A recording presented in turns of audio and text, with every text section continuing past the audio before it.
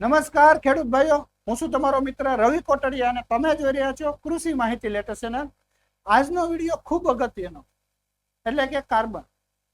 તમે માર્કેટમાં મિત્રો કાર્બનનું નામ સાંભળતા જ હશો, પણ તમને યોગ્ય માહિતી એના વિશે મળી નથી, એ પણ પ્રેઝન્ટેશન દ્વારા. તો આજના વિડીયોમાં હું તમને ઓર્ગોનિક કાર્બન એટલે શું, ખરેખર કાર્બન તમને ક્યાંથી મળે, કુદરતી રીતે જો તમારે કાર્બનનો સ્ત્રોત કયો છે, એના ફાયદાઓ ક્યાં છે, એકવાર આ વિડીયો જોઈ લેશો એટલે તમને કાર્બન પ્રત્યેનો લગાવ વધી જશે.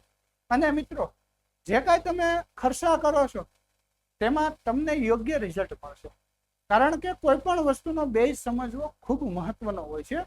તે જ રીતે મેં આમાં એક હેડિંગ માર્યું છે, તમે જોઈ શકો છો કે ઓર્ગોનિક કાર્બન જમીનનું બેંક ખાતું.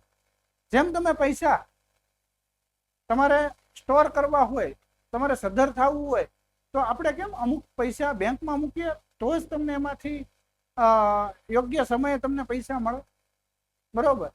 તે જ રીતે મિત્રો, જમીનમાંથી જો તમે કાર્બન સ્ટોર કરશો તો જ તમને ઉત્પાદન મળશે. તો એક પ્રશ્ન દરેક ખેડૂતને થવો જોઈએ અને લોકોને પૂછવો જોઈએ જે કૃષિ સાથે સંલગ્ન હોય એવા વ્યક્તિને, કે ભાઈ ખાતર નાખવા છતાં ઉત્પાદન કેમ નથી આવતું. ખૂબ મહત્વનો આ શબ્દ છે કે મિત્રો, અમે અલગ અલગ ખર્ચા કરીએ, નવી નવી ટેકનોલોજી આવી, સારા સારા ખાતરો નાખીએ છીએ, છતાં મને રિઝલ્ટ મળતું નથી.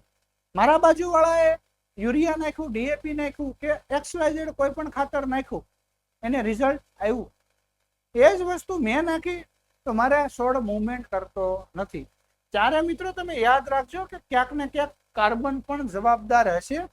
આપણે આવા 4 થી 5 પ્રશ્નો જે છે કે જમીન સખત બની ગઈ છે, પાણી ટકતું નથી, મૂળ નબળા છે, પાક પીળાશ થાય છે અને ખાતરનો પ્રસિદ્ધ નથી મળતો. જે મેં વાત કરી કે સારા ખાતર નાખવા છતાં રિઝલ્ટ મળતું નથી.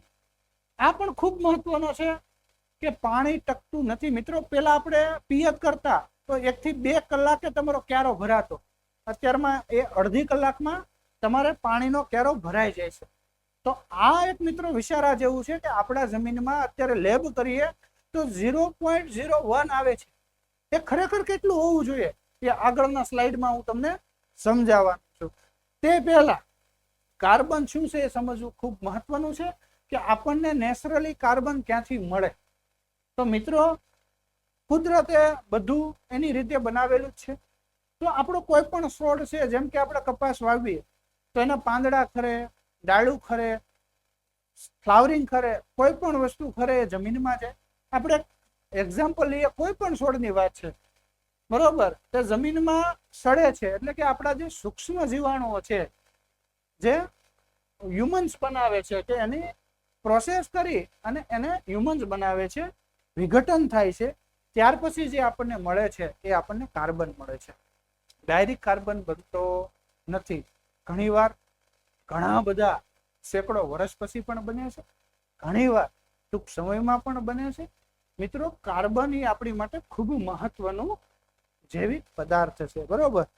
તો જમીનની રચના, આપણે કાર્બન વાપર્યા પહેલા જમીનની રચના પણ સમજવી જરૂરી છે. જમીન આપણે 4 ઘટકોથી બનેલી છે. 45% ખનિજ કણ છે, જેમાં રેતી, કાંકરી, માટી એ બધું આપણે ગણી શકાય. 25% પાણી છે, જેમાં ભેજ, પોષક તત્વો છોડને લેવા માટે જે માધ્યમ છે એ આપણું પાણી છે. ત્યાર પછી સજીવ પદાર્થ, બરોબર, કે પાકના અવશેષો છે, હ્યુમન છે, સૂક્ષ્મજીવો છે, એ આપણા સજીવ પદાર્થ છે. 5%માં છે ને 25% જે આપણી હવા છે, જે આપણને ઓક્સિજન મળે છે, બરોબર. આ આપણી જમીનની રચના છે, બરોબર. હવે વાત કરીએ ઓર્ગોનિક મેટર અને ઓર્ગોનિક કાર્બન વિશે. ઘણાને આ બે એક વસ્તુ લાગે છે. તો મિત્રો, આ એક બે પાર્ટ છે કે ઓર્ગોનિક મેટર એટલે શું અને ઓર્ગોનિક કાર્બન એટલે શું. તો કે ઓર્ગોનિક મેટર એટલે જમીનમાં રહેલા બધા સજીવ પદાર્થનો કુલ જથ્થો. ખાદી ભાષામાં જેટલું છે, જેમ કે પાકના અવશેષ છે, જીવાણુ, ખાતર છે, પાંદડા છે, મૂળ છે, સૂક્ષ્મ જીવાણુઓ છે, જેમ કે અળસિયા, બેક્ટેરિયા, એ બધું સૂક્ષ્મ જીવો છે, એને આપણે ઓર્ગોનિક મેટર કહી શકીએ.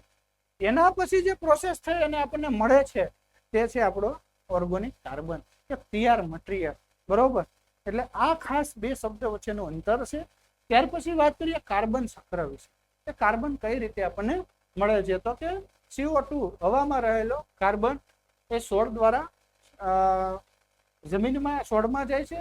છોડ જ્યારે એના પર્ણો ખરે છે ત્યાર પછી જે એની સૂક્ષ્મ જીવાણુ દ્વારા વિઘટન થાય છે, ત્યાર પછી હ્યુમન્સ બને છે. પાછો આપણે છોડ લે છે, પાછા એના પાંદડા ખરે છે. આ રીતે એનું કાર્બન ચક્ર ચાલે છે. ઓર્ગોનિક કાર્બનના મુખ્ય કાર્યો મિત્રો ખૂબ મહત્વનો.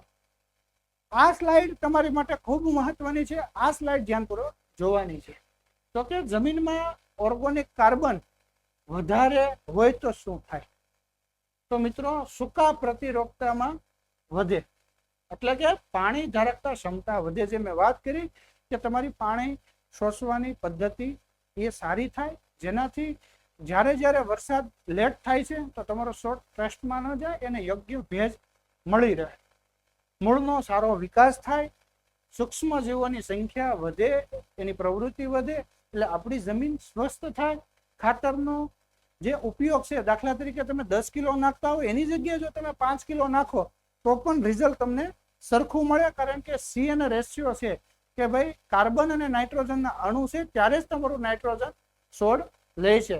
પછી જમીનની જે રચના છે જે છિદ્રાળુ બને, માનો કે અળસિયાનું કાર્બન વધે તો અળસિયાનું પ્રમાણ વધે, સૂક્ષ્મજીવો વધે, તો એક એ માટીનું જે બેઝ છે એ ખૂબ સારો થાય.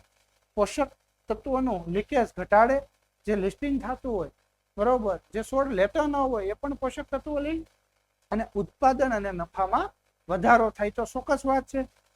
આ બધું આપણને મિત્રો કાર્બનના કારણે ઘણા બધા ફાયદા થાય છે. હવે આપણે વાત કરીએ કે ઓર્ગોનિક કાર્બનનું મહત્વ, જે મેં ખાસ કરીને વાત કરી બરોબર, કે જો આ એક સ્લાઇડ એ રીતે સમજવાની છે કે કાર્બન ઓછું હોય તો શું થાય? તો કે આવી જમીન બંજર થાય, સારો પાક ન થાય, આવા બધા તમને કાર્બન ન હોય તો થાય. અને જો આપણો કાર્બન જમીનમાં હોય તો આ રીતે આપણું પાક છે લીલોસમ રહે, રોગ જીવાત ઓછી આવે. તો આ રીતે કાર્બન મિત્રો આપણી માટે ખૂબ જરૂરી છે. તો હ્યુમન્સ કેવી રીતે બને? તો કે મેં વાત કરી એમ બરોબર કે ભાઈ પાકના અવશેષો છે, વિઘટન થાય, સજીવજીવોની પ્રક્રિયા થાય, સૂક્ષ્મ જીવાણુઓની, હ્યુમસનું નિર્માણ થાય, ત્યાર પછી ઓર્ગોનિક કાર્બન બને છે બરોબર. તો આ કાર્બન છે એ મિત્રો ખાસ કરીને તમારે જો ઘરે બનાવવો હોય તો એની એક નેચરલી પ્રોસેસ છે કે તમે કોઈ પણ તમારા અવશેષો છે, જેમ કે કપાસ છે અથવા તો ઘઉં છે, એને કૂટ દ્વારા તમારા જમીનમાં નાખી અને સારા એવા કંસોટિયા નાખો એટલે એ વિઘટન થાય અને તમારા જમીનમાં ફરીવાર તમને એનો ઉપયોગ થાય. આ સૌથી સારો કાર્બનનો જથ્થો થાય. ત્યાર પછી માર્કેટમાં મિત્રો કાર્બન બનાવવા માટે કઈ કઈ રીત છે બરોબર? તો કે જમીનના અવશેષો, કમ્પોસ્ટ ખાતર છે, લીલો પડવાશ છે, બાયોગેસ છે, પાકની ફેરબદલી છે, મલ્ચિંગ છે, અને અવનવા જે અત્યારના પ્રયોગો છે. જો આ રીતે મિત્રો તમે કરો ને તો પણ તમારો જમીનનો કાર્બન જો વધુ આવે છે. એ ફાઇનલ વાત છે.